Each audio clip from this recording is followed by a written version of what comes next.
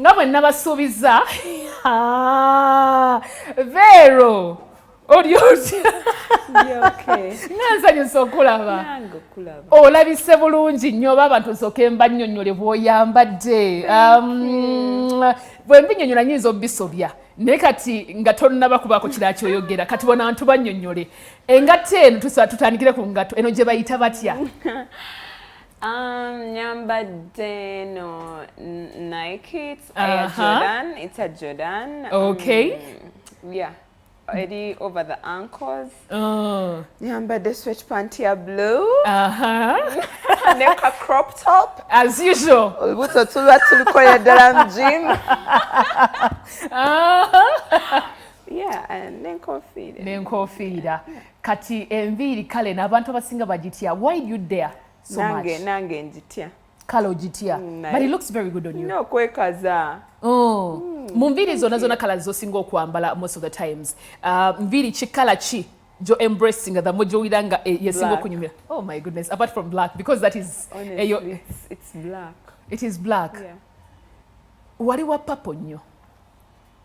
Nina okuddayo waliwo ngambye I missed that purple Vinka nja kuddayo. Ojja kuddayoko because of the fans, not because it is something you fancy. No, it's actually all over you na purple hair. Nja kuddayo. Ojja kuddayo.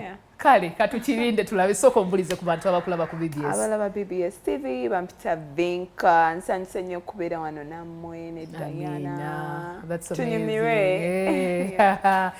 Okutandikira ku bitandikirako. I mean talking about you as Vinka oli muzadde. Vinka abantu abakulaba ng'oyambadde crop top. They love your body. Simply because waddayo mangu. Era nange nali awo ne ngamba gwe lindako n'omwana atukoza ati abantu nga bakabye n'embuto wakikola otya? Take us through.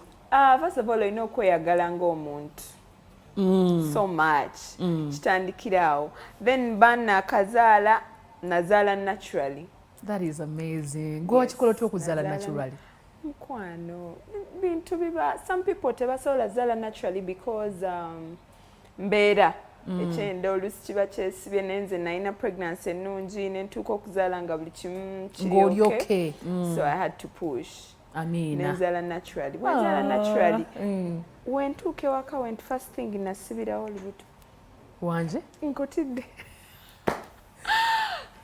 Omanyi abantu nga baba bakyogera it looks very easy. I know. Abantu abamu bembuuzizaako like some of my friends abasinga bazadde akugamba nti sisobola lusiba kuba luba luluma. Yes, luluma. That's why ngambye kyeyagala kikuseeza. You have to love for yourself. Walaba ng'oteekeddwa okukikola. I had to go back to work mukwano. Okusiba olubuto lwo ng'okozesa like what? So because olubuto luba lukyali lunene. Mama wange yampa West trainer iye kuba ye muneneko.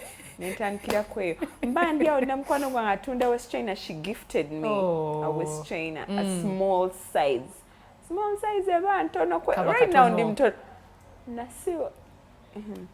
Ngane mama wange anzikiza gwe nodda ojabeerawo zimba ogubuto gwe lya atasibe lubuto buli ddaaki. So I had So was it day and night? No, I decided to do it during the day. During the day. Kuba ekiro mulimu ozukka yonsa. N'okunyiga n'essaaniiko. Nga mami yakunyiga. Yes. Essaaniiko bulijjo olimanyi Vinka. Abaaye.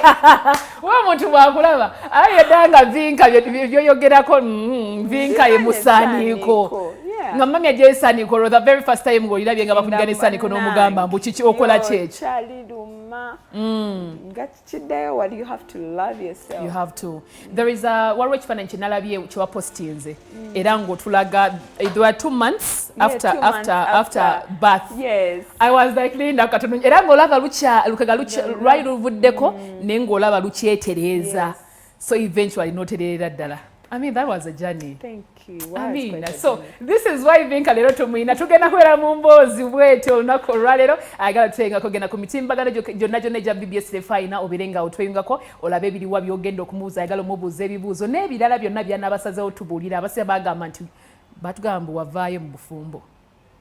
Ekyo kipya ebintu bino nzasembayo bimanyi oba lwaki katukomewo n'ekyo tovaako ku BBS Terefayina nkomawo.